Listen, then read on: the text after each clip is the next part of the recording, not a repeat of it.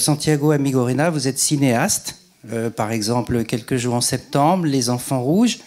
Vous êtes scénariste, notamment pour Brigitte Rouen, Christophe Loisillon, et aussi, j'ai envie d'insister là-dessus, Cédric Clapiche, parce que je crois que c'est un de vos amis d'enfance, si je me réfère aux premières fois. C'est dans les premières fois que vous évoquez ces amitiés très, très, très anciennes, nées dans le 13e arrondissement. Et puis vous êtes, bien sûr, écrivain,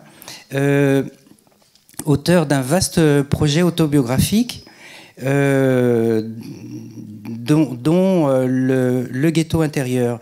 Le ghetto intérieur trouve son origine dans ce livre-là, Une enfance laconique, à double titre. D'abord parce que dès le début de Une enfance laconique, vous y évoquez votre grand-père, Vicente, et ensuite pour ce que nous lisons donc au tout début du ghetto intérieur.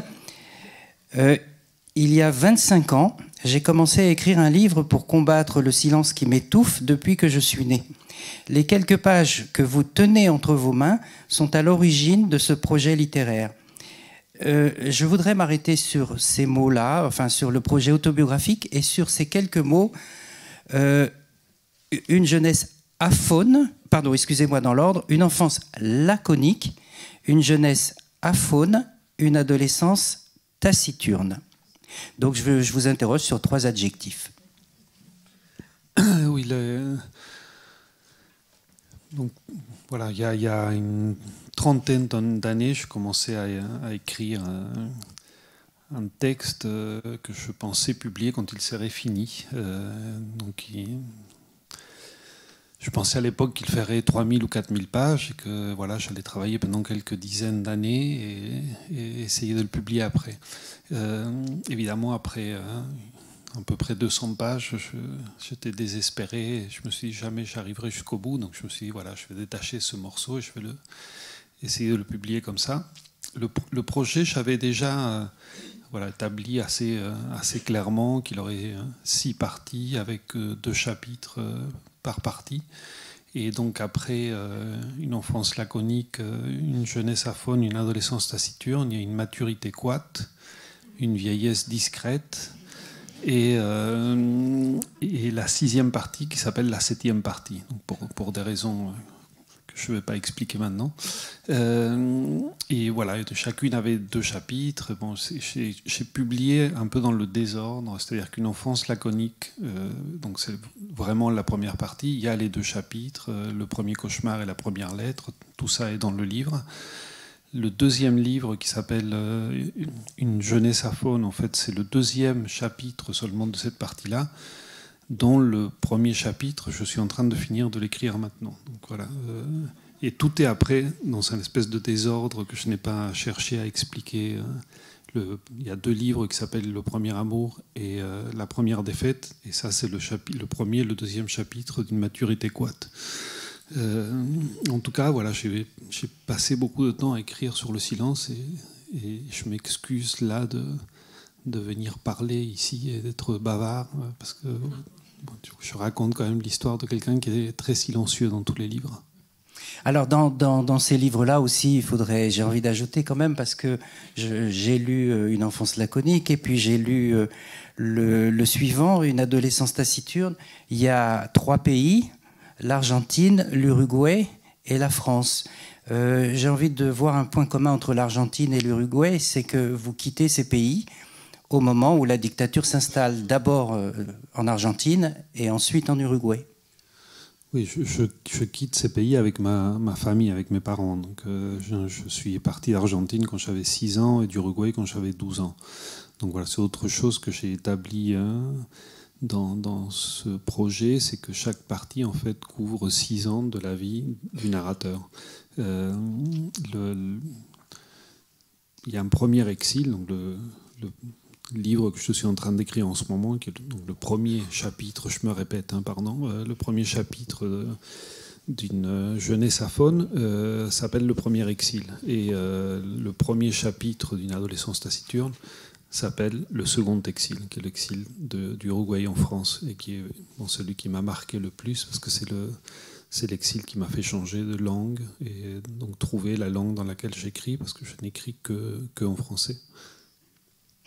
Alors, ce qui fait, je vais un tout petit peu plus loin, ce qui fait que ça m'énerve beaucoup quand on m'appelle, quand on dit que je suis un écrivain franco-argentin, parce que voilà, pour rentrer un peu dans des sujets du livre, cette définition de l'identité, là pour le coup, qui est en 2 mots, je suis un écrivain absolument français, de la même manière que je suis un mangeur de viande ou un supporter de football absolument argentin et pas du tout français. Donc mais je revendique le fait évidemment de pouvoir écrire en français le matin et manger de la viande à midi, regarder un match de foot le soir et recommencer à écrire. Et voilà, donc, je comprends très bien.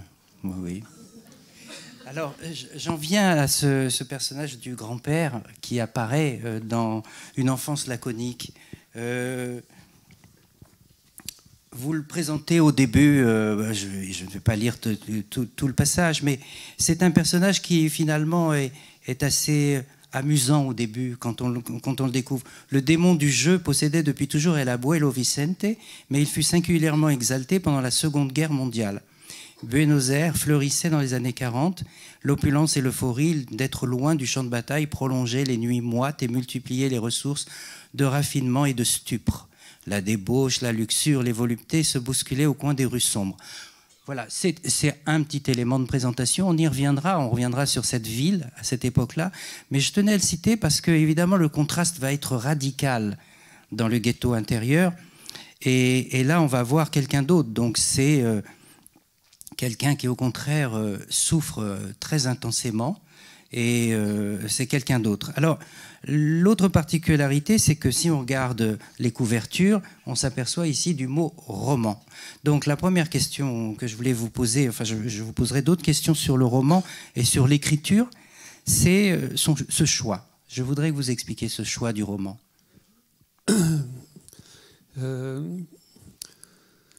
pense que dès que j'ai commencé à écrire, donc à écrire ce projet, donc avant j'écrivais des nouvelles, de la poésie.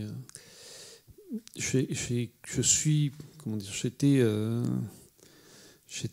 éduqué d'une certaine manière par l'idée qu'il n'y a pas une différence fondamentale, une différence de matière entre les souvenirs et l'imaginaire. Et donc je n'avais pas à me limiter, disons, dans l'écriture de mon passé, donc, à ce que pourraient corroborer d'autres mémoires que la mienne. Donc j'ai toujours écrit en essayant d'être sincère par rapport au passé, c'est-à-dire évidemment je n'ai aucune volonté de trahir le passé, mais en me disant que parfois l'imaginaire et donc la création d'éléments de fiction, comme dans le ghetto intérieur des personnages, les amis de mon grand-père, pouvait amener un degré de sincérité plus fort par rapport à ce que je ressens par rapport au passé. C'est-à-dire que j'écris sur le passé à partir d'un présent. Donc déjà, même le passé, quand je me souviens de mon enfance, évidemment, c'est un mélange entre la sensation de celui que j'étais et la sensation de celui que je suis aujourd'hui. Et c'est ça qui m'intéresse dans l'écriture autobiographique. Dans le ghetto intérieur, c'est un livre où je vais un peu plus loin dans ce sens-là. C'est-à-dire que en écrivant Une enfance laconique, je savais déjà qu'un jour je devrais écrire sur le silence de mon grand-père. Mais le silence de mon grand-père ne me semblait pas être un sujet que je pouvais aborder comme ça, simplement sur quelques pages d'un autre livre. Finalement, ça a pris oui, pratiquement 25 ans pour que je trouve la forme. Donc, la forme du livre Le ghetto intérieur, elle est venue principalement de 2 lectures. La lecture de la correspondance entre mon arrière-grand-mère et mon grand-père, que j'ai lu il y a quelques années seulement, et la lecture d'un livre écrit par l'un de mes cousins. Mais c'est à ce moment-là que je me suis dit, voilà, le livre, ça va se passer à Buenos Aires seulement pendant 4 ans, et le silence, quoi, on va voir comment il s'enfonce dans le silence pendant ces années-là. Et pour écrire ça, ça m'a semblé naturel d'utiliser des moyens de fiction, créer des personnages, écrire des dialogues qui sont une manière de dire au lecteur, évidemment, c'est vrai et ce n'est pas vrai à la fois, parce que quand on écrit un dialogue qui se passe dans les années 40, c'est clair qu'on n'était pas là pour entendre ces paroles. Donc c'est pas une évolution, c'est-à-dire je ne vais pas à chaque fois plus dans la fiction, mais certains sujets me semblent devenir plus vrais quand on utilise la fiction. Alors par contraste, il y a ce que vous avez, donc il y a le choix du roman pour ce qui se passe à Buenos Aires, et puis pour l'Europe et le crime nazi, au contraire, vous vous êtes absolument interdit toute fiction. Et là, je voudrais que vous parliez un petit peu de ce travail, et en particulier quelque chose qui est quand même assez terrible, c'est la masse de documents que vous aviez devant vous concernant l'extermination. Oui, la masse de documents, je veux dire, n'importe qui écrit sur la Deuxième Guerre mondiale et sur la Shoah, il est confronté au fait que c'est l'événement de l'histoire humaine, je pense, sur lequel il y a le plus de littérature. C'est innombrable. Voilà, je n'étais pas du tout un spécialiste de la Shoah. J'avais lu très très peu de choses. J'ai commencé à lire il y a quelques années pour écrire le livre. Donc je ne suis toujours pas un spécialiste, mais j'ai pas mal lu pendant quelques années. En fait, en commençant à écrire, quand j'avais l'idée, j'ai essayé au tout début du livre de traiter les deux situations, disons ce qui se passe en Argentine et ce qui se passe en Europe, avec les mêmes moyens. C'est-à-dire que je pensais, d'une manière un peu naïve, que si j'écrivais un moment de la vie de mon grand-père dans un café à Buenos Aires avec des amis où ils discutent de ce que c'est être juif, par exemple, ou de courses de chevaux, le système de passage donc, que j'utilise beaucoup dans le livre, qui est de dire ce même jour ou 3 jours plus tard, à Berlin ou à Varsovie, il se passe telle chose. Je pensais que ce passage-là me permettrait de raconter des moments de la vie, aussi bien du ghetto de Varsovie que de décisions prises par l'administration nazie, aussi en créant des personnages, en faisant des dialogues. Et très vite, c'est-à-dire dès le premier passage, en fait, je me suis rendu compte que pour moi, c'était impossible. Je le dis souvent, mais je ne veux pas dire qu'on ne peut pas écrire de fiction sur la Shoah. Il y a eu de la fiction, il y a des films, il y a des livres, mais moi, pour moi, ça sortait de ma sincérité par rapport au passé. C'est-à-dire que je ne trouvais pas ma place présente qui me permettrait d'écrire sur la Shoah avec les moyens de fiction que j'utilisais pour écrire sur la vie de mon grand-père à Buenos Aires. Donc c'est devenu de plus en plus économe, je pense, comme écriture, dans la description de ce qui se passe en Europe. Donc il y a les lettres de mon arrière-grand-mère donc, que je cite, et après il y a des faits historiques. Et même dans l'écriture de cette partie purement historique, que j'ai essayé de rendre vraiment d'une manière très factuelle aussi, parce que ce qui m'a le plus intéressé dans les livres d'histoire que j'ai lus, c'est des livres qui font une histoire très, très factuelle et pas du tout une interprétation historique.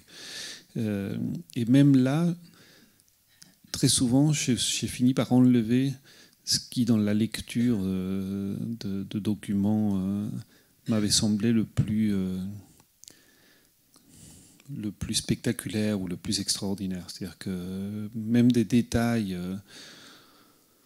parmi les derniers que j'ai enlevés, que j'avais mis dans le livre et que j'ai enlevés, par exemple, il y avait le fait que dans les horaires de train en Allemagne, les trains de déportation apparaissaient dans les horaires bateaux des trains, c'est-à-dire que quelqu'un qui travaillait au bureau à Berlin et qui devait prendre le 18h13 pour rentrer chez lui, il voyait qu'à 18h02 ou à 18h38, il y avait un train de déportation de juifs. Ce n'était pas du tout caché.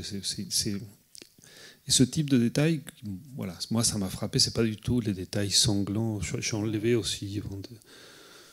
Au moment où j'avais mis je racontais très brièvement une histoire qui est assez connue, qui est un cas de cannibalisme d'une mère juive dans le ghetto. Voilà, je pense que c'est un peu... je dis ça parce que c'est la même sensation. C'est-à-dire, si j'utilisais la fiction, je n'étais plus moi-même aujourd'hui. Et si je racontais ces choses-là trop spectaculaires, voilà, je ne me sentais pas non plus sincère par rapport à ce que j'ai le droit de dire en écrivant.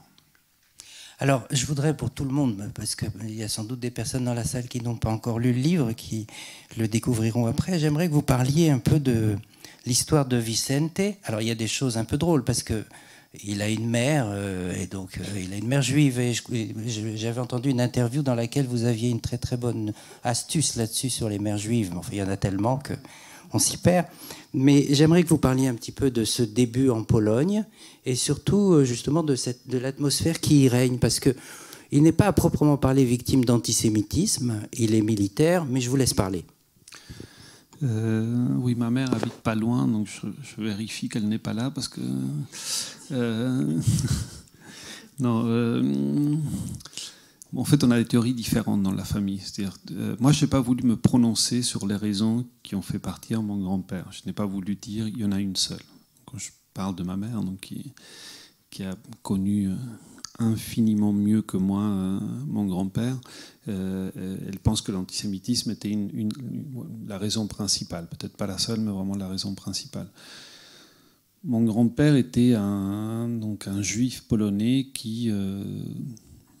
d'après moi, ne se sentait pas plus juif que moi.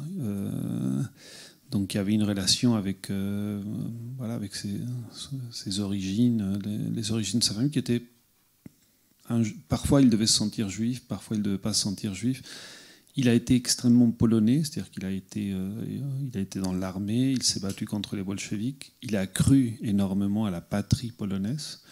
Il a adoré la poésie allemande, donc il aimait la langue allemande.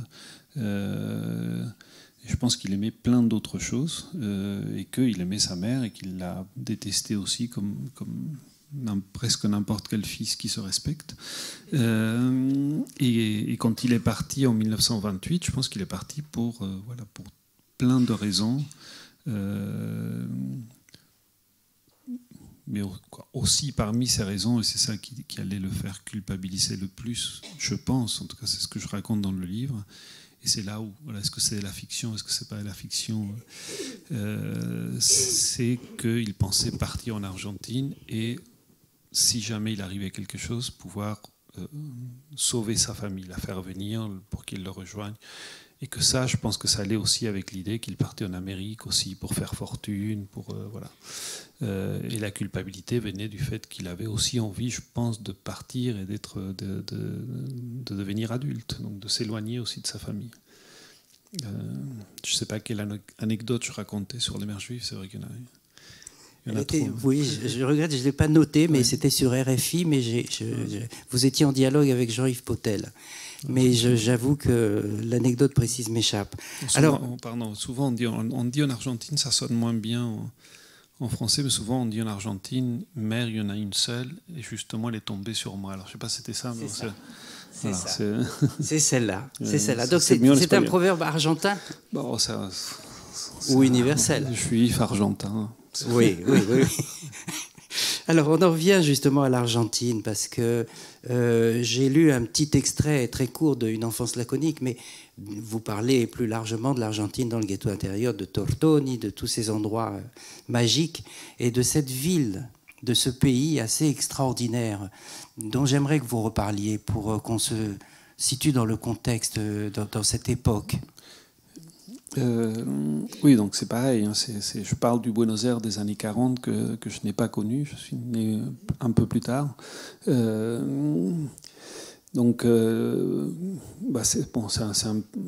un pays qui est très particulier. Bon, c'est un pays que j'aime beaucoup, donc j'ai écrit, je pense, sur ces années-là, et donc sur une ville que je n'ai pas connue à ce moment-là, mais aussi avec la nostalgie que j'ai de Buenos Aires aujourd'hui et du Buenos Aires de mon enfance dans les années 60. Donc une partie peut-être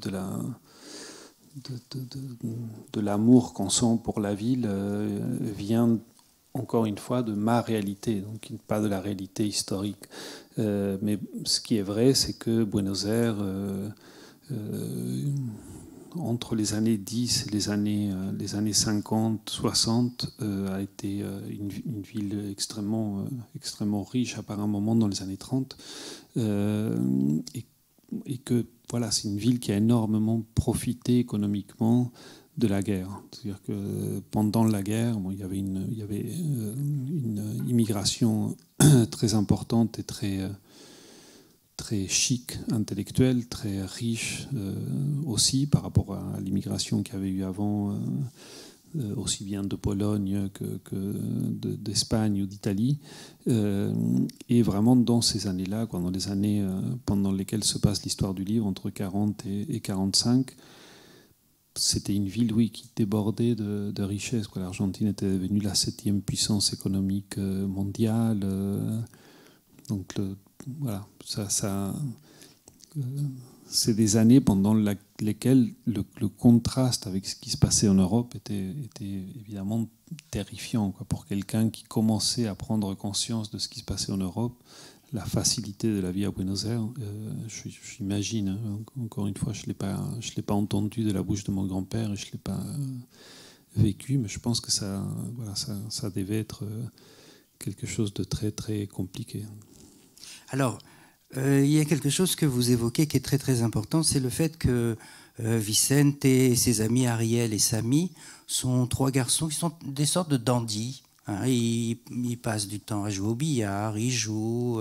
Et surtout, ce sur quoi je voulais insister, parce que je vois quelque chose de voisin dans notre époque, c'est que ils ne se sentent pas appartenir à une identité particulière. Alors, c'est pas avec notre époque que je ferai le lien, c'est avec nos années 70, puisque nous sommes à peu près de la même génération. C'est-à-dire qu'à l'époque, on ne demandait pas à quelqu'un de quelle origine il était, etc. Alors qu'aujourd'hui, l'assignation identitaire, elle est permanente. Et eux, ils sont aussi argentins, polonais, juifs, pas juifs.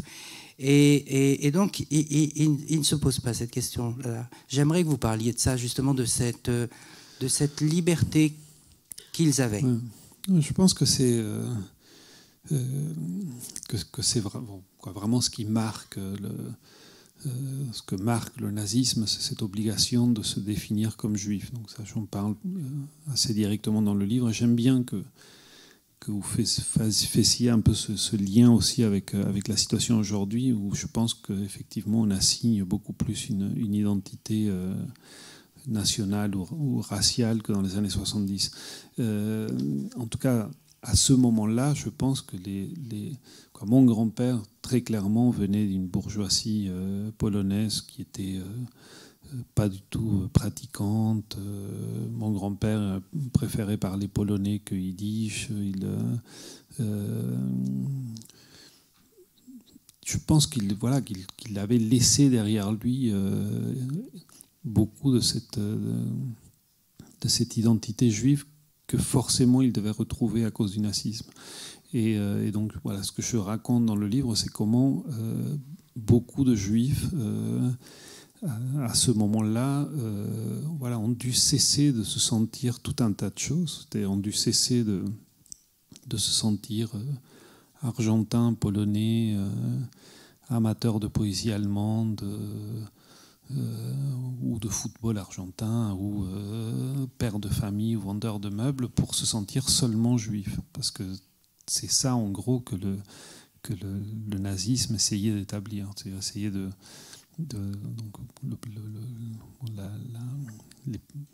les premières années du nazisme, en fait, ça a duré jusqu'en 1945, l'administration a cherché à définir de manière très claire. Donc on pourra en parler après, mais c'est un problème extrêmement complexe, quoi. Ils n'ont jamais fini de définir exactement ce que c'est un juif. Les définitions dans les différents pays sous domination allemande n'étaient pas les mêmes, au niveau administratif non plus. Mais le but de cette définition était clairement de dire aux Juifs, voilà, que ce soit parce que vous avez 4 grands-parents juifs, ou parce que vous pratiquez la religion, ou parce que vous avez un seul grand-parent juif, en tout cas vous êtes ça et vous n'êtes rien d'autre. Et que dans ça, il y a quelque chose de terrifiant, parce que c'est enlever la liberté, pas seulement de se penser comme un être humain complexe, mais seulement de vivre ce qu'il y a de vivant et de mouvant dans l'identité, qui accompagne le mouvement de la vie, disons. Alors, on avance un peu dans l'intrigue, si je puis dire, dans le récit. Donc, à partir d'un certain moment, Vicente reçoit ces lettres dont nous avons quelques témoignages ici, derrière. Et il y a 2 types de documents que je trouve particulièrement forts. Il y en a un, ce sont donc ces lettres qui ont servi de base à votre écriture. Et puis, il y a un autre document qui est très, très intéressant, c'est vos citations des journaux. Alors, je crois qu'il y a le journal Yiddish de Buenos Aires, si je me souviens bien. Et puis, il doit y avoir un journal anglais ou américain. Et il y a quelque chose que vous n'avez pas cité, mais qui, moi, m'a toujours beaucoup frappé, c'est les journaux de la Palestine, d'Israël de l'époque. C'est-à-dire que dans les journaux, on parle de matchs de football en une, et puis ce qui se passe en Europe, on en parle un peu plus loin. Mais attachons-nous à ce que vous décrivez. Je voudrais que vous parliez de ces documents. Oui, bon, c'est aussi quelque chose que j'ai découvert en écrivant le livre, en lisant pour le livre. C'est-à-dire que j'avais entendu parler, j'imagine comme plein de gens, du premier article, donc l'article du Daily Telegraph, qui est un article assez connu parce que c'était vraiment la première fois où on parlait d'extermination de masse. Donc on citait le chiffre 700 000 juifs déjà exterminés en Pologne. Donc bon, il y a toutes les anecdotes autour de comment le document est sorti du ghetto, est arrivé à Londres. Donc le président du Conseil juif de Londres qui a donc fait publier ce texte, qui a fini par se suicider devant le manque d'écho qu'il a eu auprès des autres médias et des politiciens. Donc c'est effectivement un article qui est paru en page 5 d'un journal qui en comptait 6. C'est des choses que j'ai regardées. Ce que je ne savais pas, c'est qu'à Buenos Aires, il y a 2 grands journaux qui avaient fait des articles quelques mois après qui décrivaient aussi l'extermination des Juifs, et il y avait un article du New York Times. Et c'est quelque chose qui m'a surpris, parce que à partir de ce moment-là, j'essayais vraiment de chercher des travaux, et encore une fois, il y en a énormément, des travaux universitaires sur qu'est-ce qu'on savait exactement à quel moment dans le monde. Et c'est assez terrifiant de voir que les nazis étaient divisés sur la question de ce qu'il fallait cacher ou est-ce qu'il fallait en gros faire de la publicité autour de la Shoah. C'est-à-dire que c'était au même temps quelque chose une partie de l'administration nazie pensait que ça pouvait rendre encore plus complexes les relations avec les autres pays, même avec les alliés, c'est-à-dire des pays avec qui ils étaient en guerre, il fallait quand même avoir encore des relations. Et une autre partie pensait que c'était la seule manière de dire voilà, on est en train de réussir ce qui était quand même le propos fondamental du nazisme, qui était qu'il n'y ait plus de juifs vivant en Europe. Donc j'étais troublé de lire comment, en gros, il y avait, pendant la guerre, à partir de 42, fin 42 surtout, des moyens de savoir ce qui se passait, et comment, en gros, les gens n'ont pas voulu savoir. C'est-à-dire que, et c'est là où je raconte ça à travers mon grand-père. Je ne suis pas du tout... même ayant lu ces choses-là, je n'ai pas du tout voulu faire un travail d'histoire objectif, mais j'ai imaginé comment mon grand-père, à Buenos Aires, donc à 12 000 km de l'Europe, pouvait recevoir ces nouvelles et en même temps en souffrir, et en même temps, pendant un certain temps, se dire c'est pas vrai, et quand il se dit c'est vrai, continuer à vivre en en souffrant de ça, mais en se disant la vie continue. Donc, et je pense que, encore une fois, c'est quelque chose qui n'a pas changé, quoi. On est toujours, on vit toujours avec la possibilité de savoir des choses qui devraient nous empêcher de continuer à vivre comme on vit. Donc je pense que c'est ce que produisent les journaux, la radio, la télé, quoi. Très clairement, c'est en même temps une information, une mise à distance qui permet de ne rien faire, pour être un peu critique. J'espère que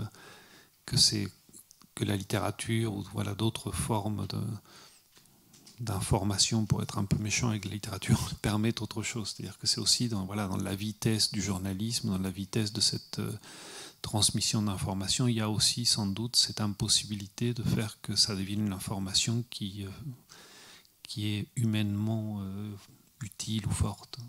On reviendra là-dessus, parce que c'est quelque chose qui m'a beaucoup frappé au moment où je vous ai lu, proprement dit, mais on y reviendra un peu plus tard. Je voudrais m'arrêter vraiment à la dimension littéraire et le faire à travers votre écriture, parce qu'on n'en a pas encore beaucoup parlé, enfin, c'est de mon fait.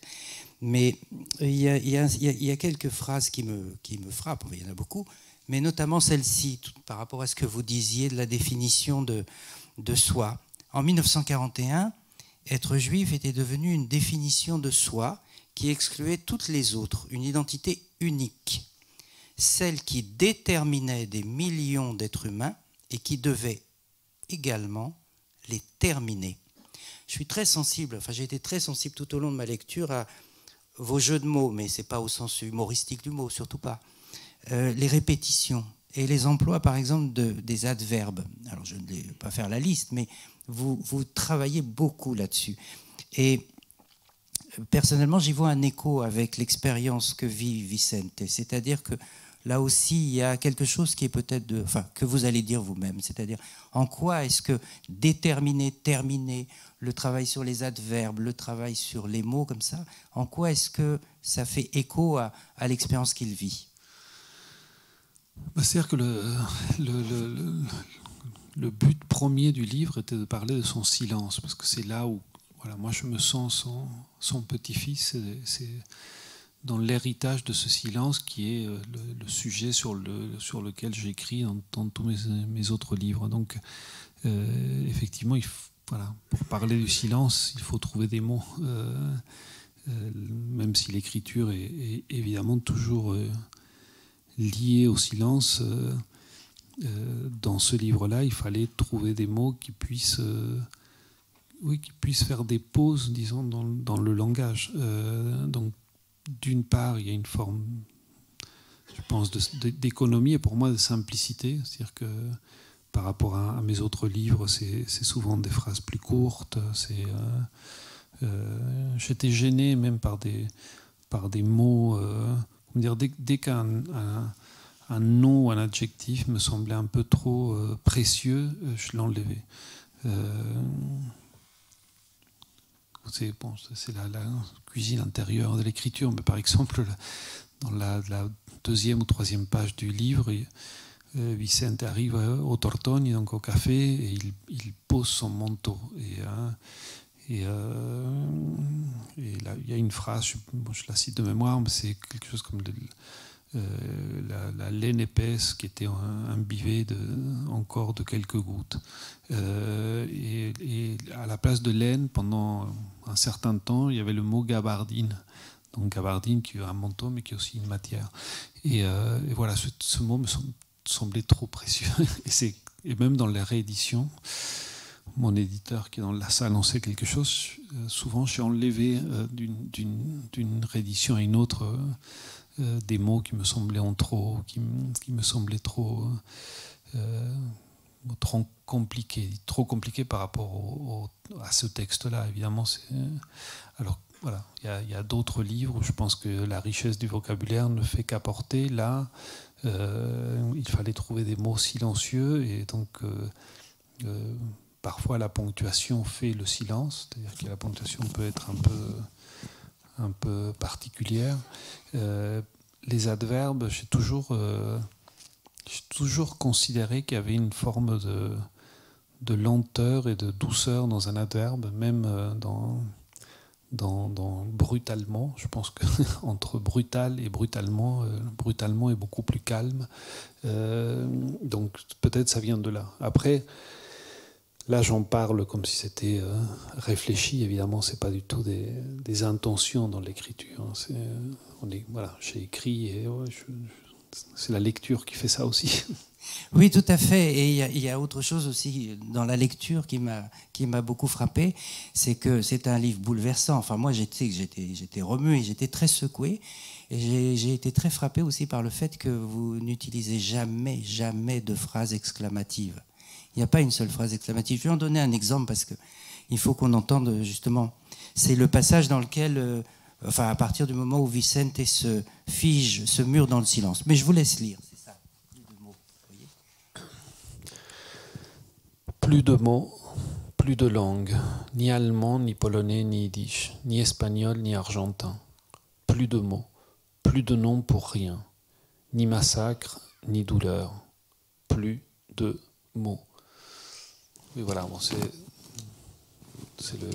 peut-être l'exemple le plus évident de ce que je disais, c'est voilà, plus de mots, donc c'est écrit avec un point entre chaque mot. Bon, ça n'a rien d'extrêmement original, mais voilà, c'était la manière pour moi à ce moment-là d'être un peu dans son silence, dans sa tête. Oui, c'est ça. Donc c'est l'expression, hein, il se mure dans le silence. C'est ça le ghetto intérieur aussi. Et il n'a plus de goût à rien, il n'a plus de désir. Il joue aux cartes pour perdre, et vous avez cette phrase, il avait cessé de croire que la vie est plus importante que la mort. Et il y en a une autre un peu plus loin, dont je la rapproche, et puis vous me direz, ne pas penser n'est qu'une autre manière de penser. Alors on le voit aussi, il y a un moment, il renonce à l'écoute de la musique, il renonce à jouer à ses enfants, à son commerce de meubles, il le laisse tomber, à sa vie de couple, et on a l'impression qu'il est dans une autre étape vers une forme de néant. Mais c'est surtout ces deux phrases. Il avait cessé de croire que la vie est plus importante que la mort, et puis, ne pas penser n'est qu'une autre manière de penser. Voilà, c'était là que je voulais. Oui, évidemment, c'est des phrases qui viennent de loin, donc je pourrais en parler longtemps.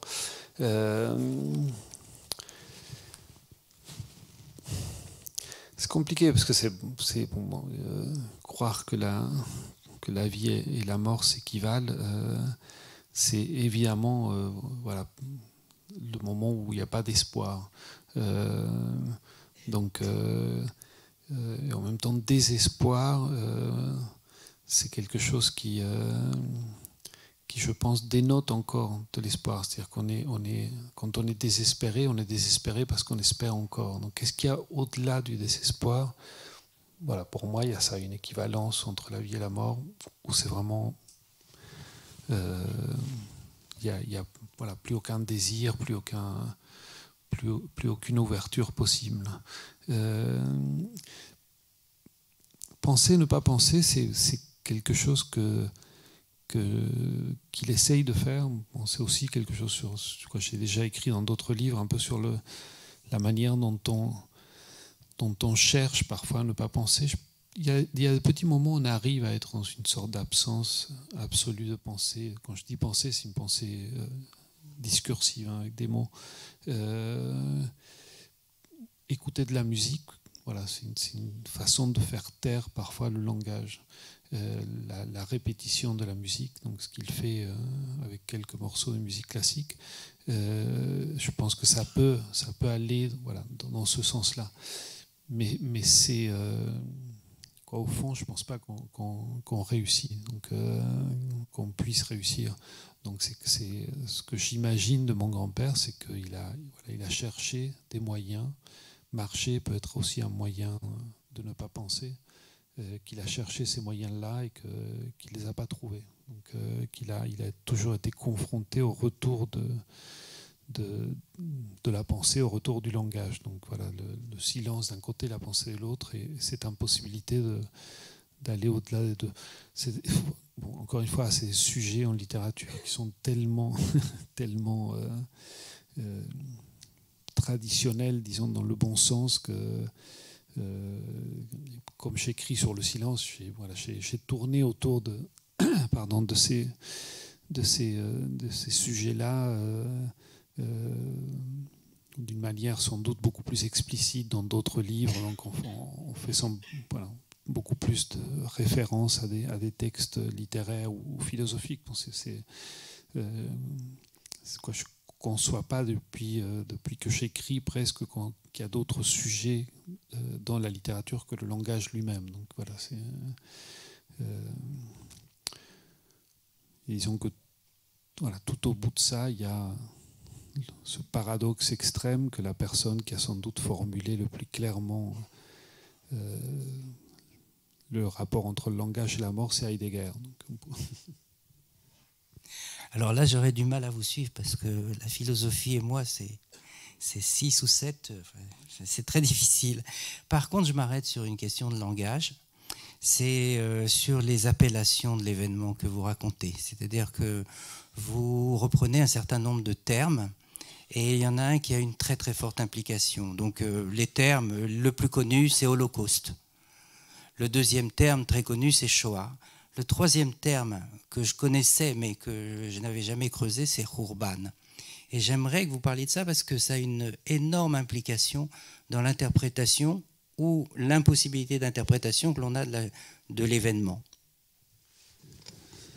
Oui, ce qui m'a intéressé, bon, encore une fois, hein, je vous l'ai dit tout à l'heure, mais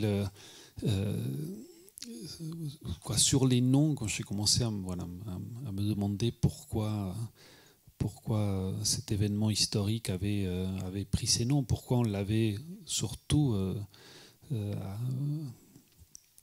appelé pendant très longtemps et de tous les côtés. C'est-à-dire que pendant très longtemps, les Alliés, les Français, les Anglais, les Américains ont appelé cet événement la solution finale. Donc c'est un terme nazi qui est resté très longtemps celui qu'on utilisait le plus. Et ça m'a énormément interrogé. Je n'ai évidemment pas trouvé de réponse, à part, on pourrait dire que l'antisémitisme général européen faisait que ça arrangeait tout le monde de garder le terme nazi, la désignation nazie, mais bon, c'est pas très satisfaisant. Après, donc j'ai commencé à faire des recherches et j'ai fini par trouver un travail universitaire qui est que sur ce sujet-là. Shoah et Holocauste, donc c'est vraiment les deux termes qui sont restés, qu'on utilise le plus. Donc l'un dans la tradition française, c'est l'autre dans la tradition anglophone. La renommée de ces noms est due directement d'un côté au film Shoah de Lanzmann et de l'autre côté à la série Holocauste. Donc c'est vraiment ça, c'est l'explication que je trouvais pour qu'il continue à être utilisé, qu'il soit devenu, pour qu'il n'y a pas Holocauste ou Shoah aurait pu devenir les seuls termes qu'on utilise partout dans le monde, c'est pas le cas. Après, ce qui m'a amusé un peu à partir d'un certain moment en travaillant sur ces mots, c'est comment sur chaque mot on peut dire qu'il y a une opposition entre anglais et français, juif et antisémite, nazi et allié à partir d'un certain moment, sur le terme génocide aussi, sur l'invention du terme génocide. Bon, voilà, c'est des choses qui sont très travaillées en histoire. Et je suis arrivé à cette dispute qui est une dispute entre juifs et juifs, qui est de donner deux noms qui très clairement marquent une filiation, disons, avec les différents massacres, donc qui revient à dire la Shoah dans la suite de massacres et de malheurs du peuple juif. Je dis peuple, je n'aime pas trop dire peuple, mais bon, dans l'histoire juive. C'est un événement de plus, c'est un massacre de plus, un malheur de plus. Et de l'autre côté, Shoah qui va plutôt dans le sens d'événement unique. Et je pense qu'il y a un débat, c'est-à-dire, je sais qu'on ne sera pas absolument d'accord sur ça, mais ce débat me semble intéressant tant qu'il est ouvert. C'est-à-dire que tant qu'on ne peut pas déterminer ce qui est unique et ce qui n'est pas unique à l'intérieur de cet événement. C'est-à-dire que c'est une manière évidemment de pencher plutôt pour une pensée historique qui serait de dire ce n'est pas tellement unique puisqu'il faut le penser comme unique ou pas unique. Pardon si je vais trop dans la logique. Au contraire. Mais ça pose évidemment la question de est-ce que c'est un impensable, est-ce qu'on peut le discuter historiquement, est-ce qu'il faut le comprendre politiquement, est-ce qu'il faut étudier les causes, est-ce que l'émotion ou le sentiment à un certain moment peut s'effacer devant la raison et la logique. Donc c'est toutes ces questions-là par rapport à cet événement. Et donc le livre n'a pas du tout un but de prendre parti sur ces questions. C'est de la même manière que sur la mémoire et l'oubli. Je penche en général dans tous mes livres plutôt pour l'oubli.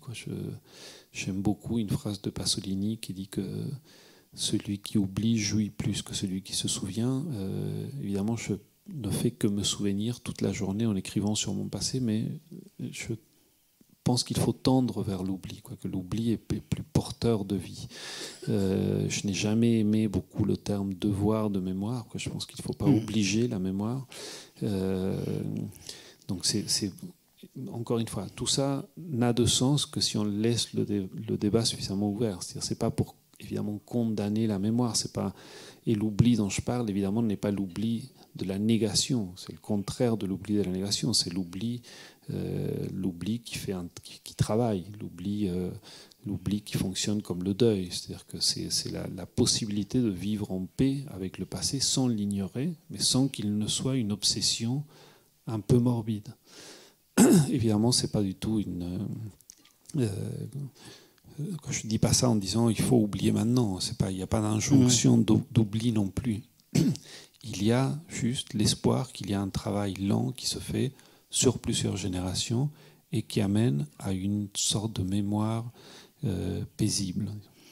Je comprends très bien, je vous suis pas mal sur ce que vous dites. Ce qui est frappant, c'est qu'on est, justement parce qu'il y a eu les commémorations récentes, et surtout pour leur part la plus intéressante, la plus riche, il y a pas mal de débats autour de ça, et notamment sur la question de la transmission. Et je pense à un documentaire que peut-être parmi vous certains ont vu, qui est passé sur Arte, où l'on voyait des artisans de Saxe qui se rendent en Israël et qui aident des personnes âgées qui ont été victimes, des survivants de la Shoah, et ils les aident à reconstruire leur intérieur. Ce sont des gens très pauvres qui ne reçoivent pas beaucoup d'argent, et donc ces Allemands viennent et les aident à réparer. Et réparent très, très concrètement, ils refont une baignoire, ils refont le papier peint, je ne sais quoi. Et il y a des moments bouleversants dans ce documentaire qu'on peut encore voir sur Arte, parce que justement, il y a cette question que vous soulevez, celle de, non pas de l'oubli-négation, mais d'un oubli qui permet la réconciliation. Donc là, vous avez anticipé sur ma réponse, sur ma question, pardon. Mais il y avait aussi cette question plus globale, en effet, de la transmission. Et votre livre la pose à sa manière, c'est-à-dire justement, vous êtes l'héritier de ça, vous-même. Oui, c'est pour ça que je finis le livre à la toute fin, donc je parle aussi de mes enfants. Et voilà, je veux dire, moi je me sens hérité d'une part du silence de mon grand-père qui est directement lié à la Shoah. Donc,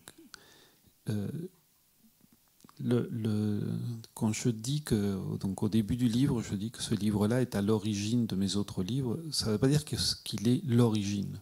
Il est à l'origine, il y a d'autres origines donc, de ce travail sur le silence, mais une des origines, je le sais depuis toujours, est ce silence-là.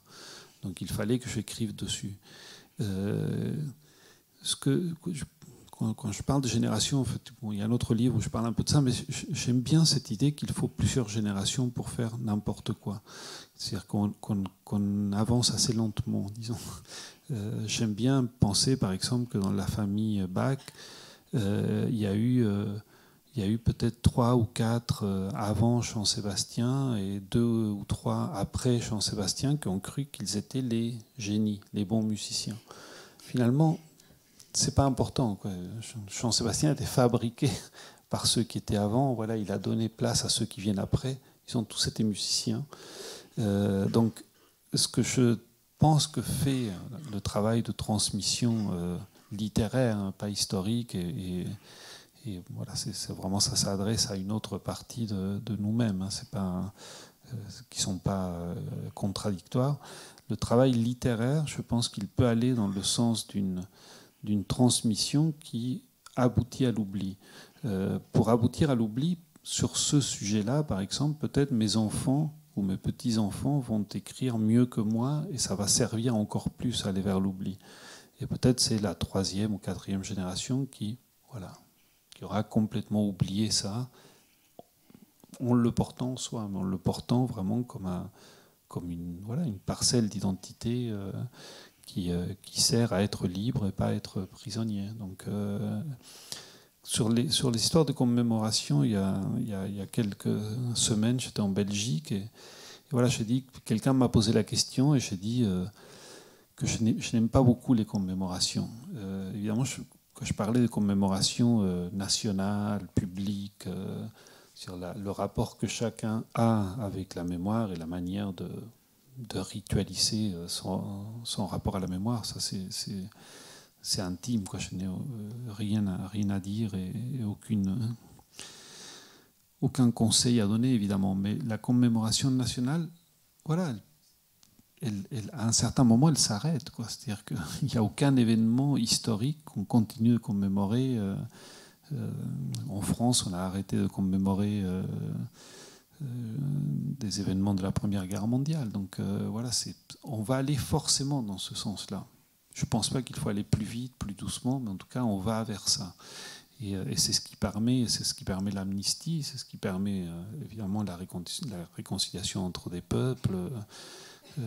Sans doute des gens qui voient cette situation où des Allemands essayent de réparer directement vont dire c'est dérisoire, quoi. C'est-à-dire comment réparer. Mais même ce qui est irréparable, il faut le réparer, quoi. Il faut vivre avec. Alors, quand j'ai lu votre livre, je l'ai lu dans des... Je vous amènerai à lire un petit passage, mais avant de lire le passage, je voudrais dire quelque chose sur ma lecture, à un moment bien particulier. J'ai donc lu votre livre en juillet, et on était en pleine période de canicule. Alors, on est apparemment très très loin de tout, mais pas tant que ça. C'est-à-dire que quand je l'ai lu, j'ai éprouvé moi-même en tant que père, simplement, j'ai éprouvé ce sentiment d'impuissance et de culpabilité, c'est-à-dire devant quelque chose qui est un autre type de catastrophe, mais une catastrophe possible, qui nous étreint. Et puis j'ai pensé aussi à ce qui arrive dans le monde et qui nous dépasse, que vous disiez un petit peu tout à l'heure. Mais je voudrais justement que vous parliez de cela, justement de cette dimension-là, mais peut-être faut-il que vous lisiez ce passage que vous avez écrit, qui est en italique, vous voyez ? Brutalement, à ce moment-là, Vicente était devenu étranger à lui-même. Il était devenu un autre vide de sens, vide d'espoir, vide d'avenir. Ce qui avait été le plus décisif, le plus tranchant de tout ce qui lui était arrivé et de tout ce qui pourrait lui arriver plus tard, ne lui était pas arrivé à lui. Ça aurait dû lui arriver, mais ça ne lui était pas arrivé. C'était arrivé à sa mère, à son frère, mais pas à lui. Je ne veux plus parler, je ne veux plus penser, je ne veux plus. Je ne veux plus rien de rien. Je veux me taire, oui, me taire. Plus un mot, plus un son, plus rien.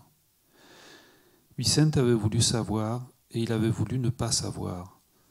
Il avait voulu ne pas savoir parce qu'il avait songé que tout ce qu'il saurait serait pire que son ignorance. Écouter, pourquoi écouter? Parler, pourquoi parler? Se taire, ignorer, se tenir le plus loin possible de tout ça. Rester en dehors du monde. J'ai quand même le droit, non ? Voilà, c'est ce passage-là. Je tenais à ce que vous le lisiez, et puis surtout que vous parliez justement de savoir, ne pas savoir, ignorer, l'impossibilité d'ignorer, etc. Ce que vous aviez commencé de dire tout à l'heure. Oui, je pense que c'est très clair avec voilà, la canicule.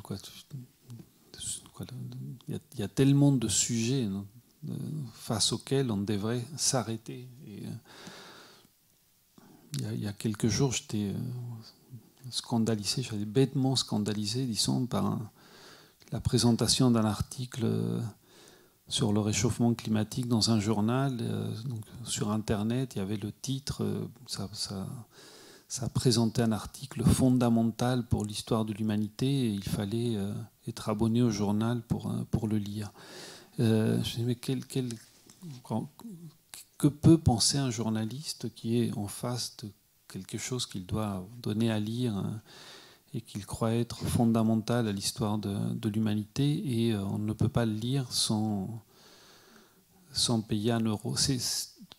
On est continuellement dans ce type de rapport au réel. C'est pas pour critiquer le capitalisme ou pour dire qu'il y a une autre possibilité. Évidemment, s'il ne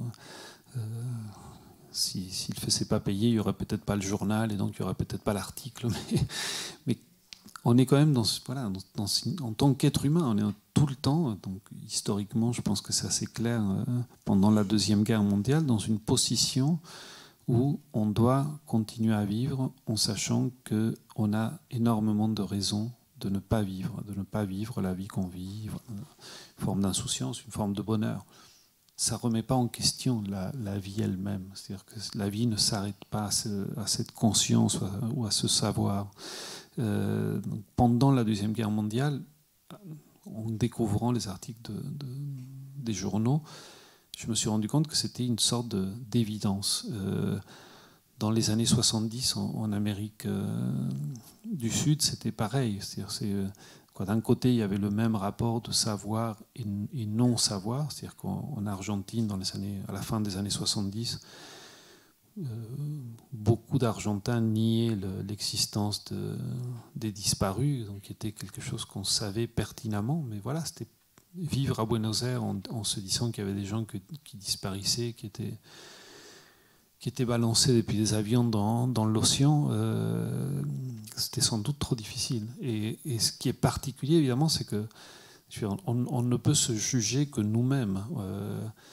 Voilà, juger un juif comme mon grand-père ou comme un juif qui était en Europe et qui refusait de savoir ce qui était en train de se passer, c'est impossible.